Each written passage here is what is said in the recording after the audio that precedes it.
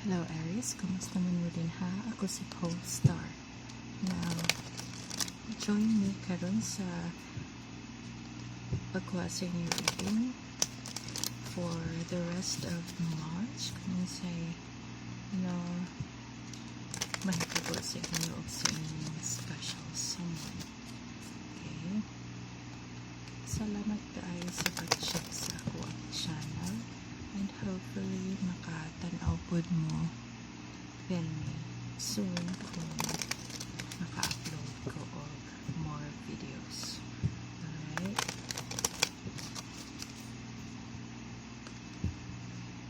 Let's see.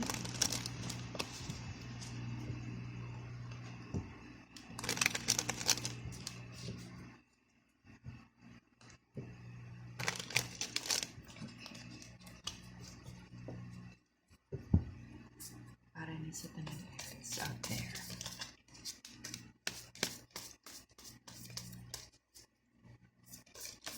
Actually, mo ni ang akong ikaduhang channel na ako'y primary channel na ako. Nagabuhat ko og tarot in English. So, hopefully, ma-check ko ninyo ang ako ang channel. Okay? There are several cards that popped out for you. The first cards are in the reverse. It's a life story. Life situation. Let's take all of the cards. Alright.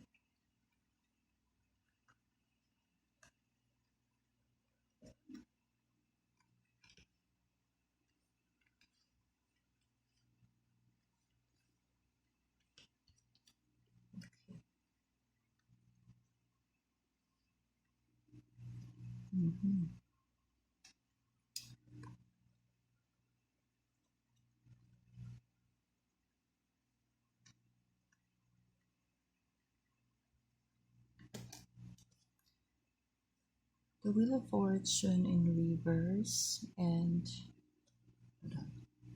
you have the Wheel of Fortune in reverse and the Knight of Wands.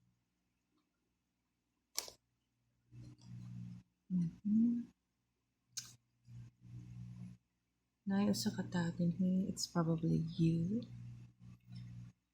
who is on pause right now, na kay gihuna-huna or na kay gusto buhaton. Alright? Now,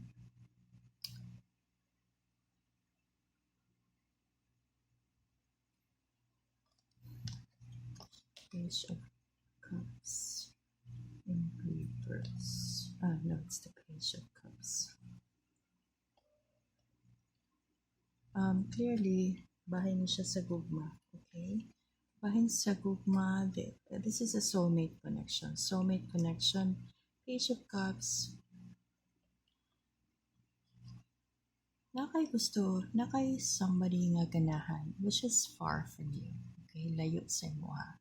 Okay? And you also feel like it's time na musturya ka sa ilaha.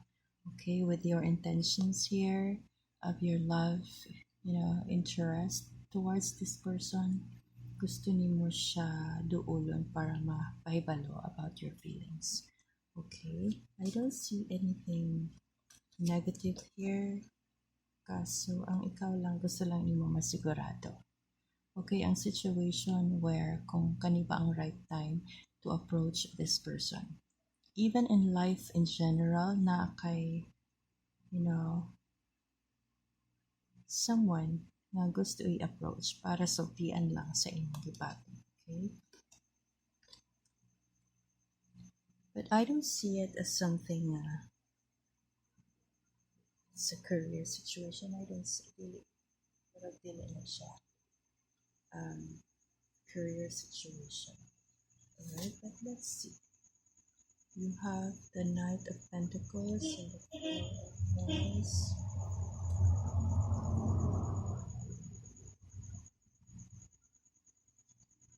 Para lang Four of Wands.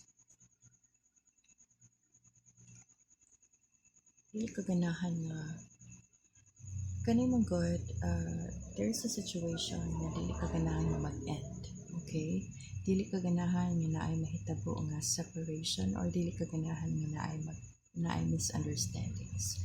So this is not something na ganahan ka nga mahitabo. So na kay, naghahatag ka og advices, naghahatag ka suggestions in order to save this relationship.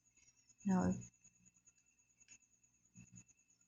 Six of Pentacles and the Fool card.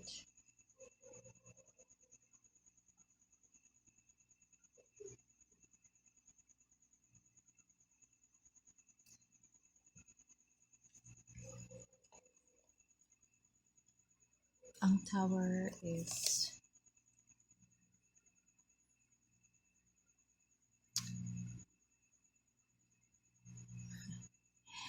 mas kinsaon ako tanaw nga this is a life situation, mubalik yun siya sa love relationship.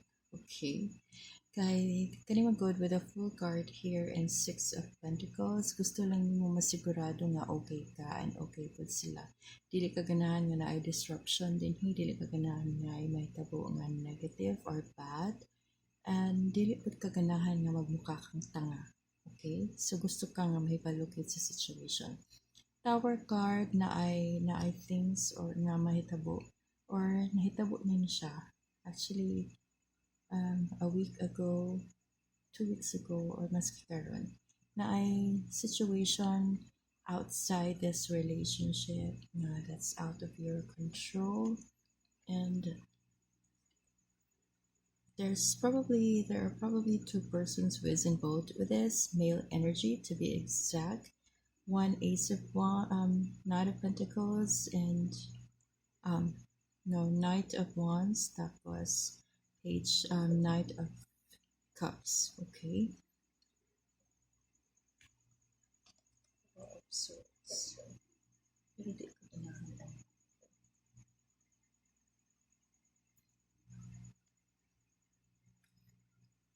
Dili mo ko kaganahan. It's like dili ka ganahan nga magpantasya sa ubang tao. Dili ka ganahan nga makabot ang isa ka butang nga dili nimo kaya kaputon. Okay? Because you want to be realistic here. And this is the meaning of the Four of Swords. Even if gusto ka nga makabot ang imong pangandoy, still you know na dili siya realistic nga imong kaputon, still gahuna-huna pa ka unsaon. Okay? Mga still mag-find pagkag-ways unsaon pag-solve or pagkapot sa imong gusto kaputon. And if this is a love relationship, ang tao nga imong kaganahan is very, very far from you. And that's why permi kaga handom ani niya. Sometimes ga-fantasize gali ka niya. Pero you also would want to stop, dreaming about this person. Dili ka ganahan magpantasya ani nga tao. Because realistically, wala pa ni siya sa imuha. Dili pa ni mo siya makaplagan kilayo kay na siya. Although this is soulmate connection, naglibog pa ka whether to communicate or not, whether to say hi or not. Pero ganahan di ka ani nga tao, of course, because of the Nine of Wands and the Page of Pentacles. Okay, and what more can I say? This is a love connection with the King of Cups ug ang Two of Cups. Okay, this person would also want, actually, ganahan mo po yung tao sa imuha. Naka-feel po siya of connection with you. And this person would, likely musturya sa imuha kung unsa iyang na-feel if ganahan na ka makigstorya ani nga tao. Okay? Now, if this is a life situation, kani nga tao, kung nahadlok ka ani nga tao, life in general na kay di kahadlokan nga tao or na kay gusto duulan nga tao para mangayo tabang, mutabang ni siya because of the King of Cups and the Two of Cups right here. It's just that napaabot lang yung tao, person sa imuha. Okay? The Death here and the Moon card. Naay lang mga butang nga dili nimo masabtan. The Moon card, kabalik-balik na problema nga dili ka kamao kung saan ba kung forward pa ka or dili. Okay, but the King of Cups and the Two of Cups, di man gud na nimo makit-an ang happiness if dili pud nimo ni siya i-let go kung unsa man yung negative or dark energies nga naa sa imong karon, whether past mistakes or mga past love relationship or mga kanang kasinatian sa inyong life nga nagdumot gihapon ka, dili ka ka-feel og happiness, and dili pud ka maka-feel og presence of mind kung dili na nimo i-let go. Right now, I want to see more about your special someone here. Let's see kung sa inyo.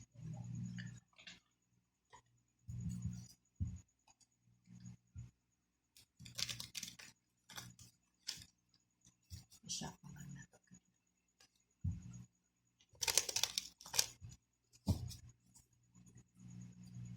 Heavy sa energy sa Aries. Ano itong sinito ko parang sa Aries. Pero siguro tungkol sa flower moment, siguro kasagaran sa inyo na ay ito ba nga problema pa rin. And, gusto niyo duulo ng usa ka tao. Kaso dili lang, di ka kabalo sa ang pagduol. Okay? Wala kay means, wala kay options.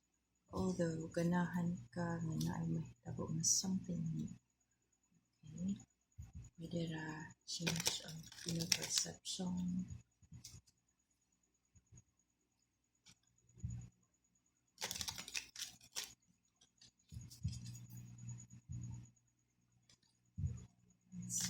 This is, ang kanina reading is more of relationships. Walay problema ang trabaho, career. So,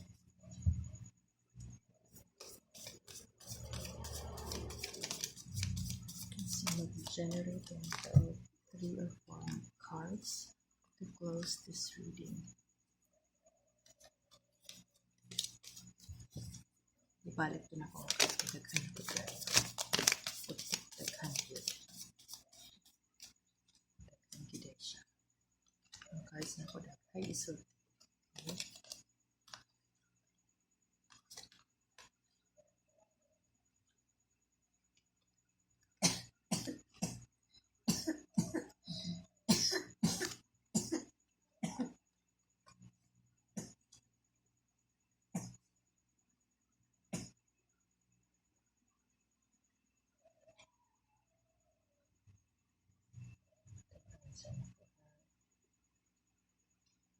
Ace of Wands and Ace of Pentacles.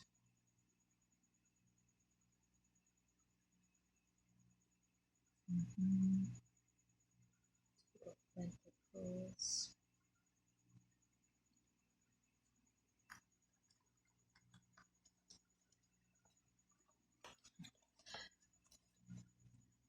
Ganahan niya siya, this person, ganahan niya siya of new beginnings and opportunities with you. Pero somehow with the Page of Swords, di siya ganahan pa na masturyan. Okay? Pero, kadugayan, there will be a series of communication because of the Eight of Wands and Ace of Wands. Pero posible po din nga ato niya siya sa laing tao i-offer. Yeah, this is what I see. Okay. Nayo ba sa inyo nga kaninga tao makakita og someone new? Okay? Kay dili niya siya, ang energy niya is sa uban, dili sa inyo. Okay? It's more definite, alright?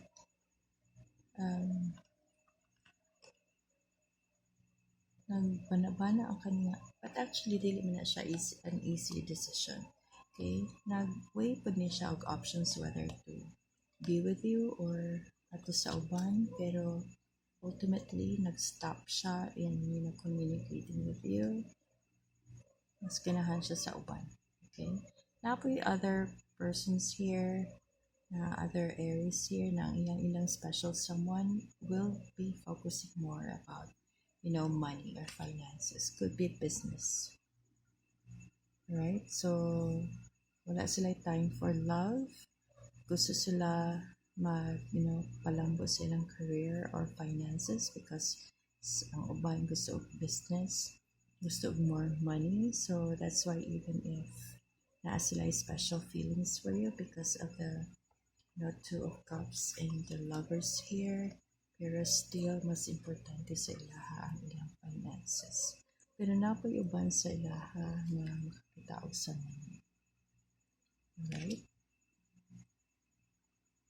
Sa imuha, chances you have, two persons who will be interested in you, especially kung babae mga Aries.